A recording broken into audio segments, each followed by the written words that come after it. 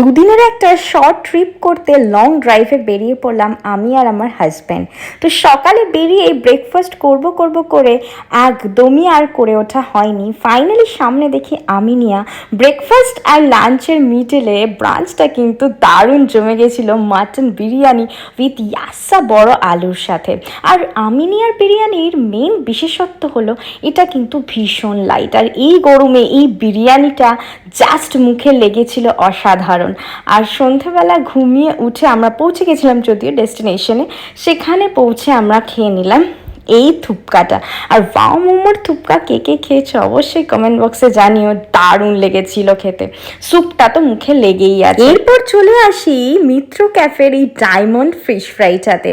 এটায় কতটা ভরে ভরে ফিশ থাকে তোমরা তো জানোই, আর এই ফিশ ফ্রাইটা জাস্ট মুখে লেগে আছে কিন্তু।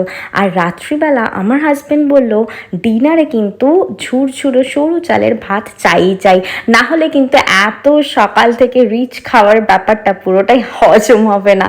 তো তাই জন্য কিন্তু সরু চালের ভাত, ঝুরঝুরে আলু ভাজা, ভেজ ডাল আর এই মুরগির পাতলা করে ঝোলটা কিন্তু নিয়ে নিয়েছিলাম, তাও আবার এত বড় বড় আলু দিয়ে। আর তারপরের দিন সকালবেলা ব্রেকফাস্টে লুচি ছোলার ডাল দিয়ে জমে গেছিলো। দেখা হচ্ছে নেক্সট লাগেটা।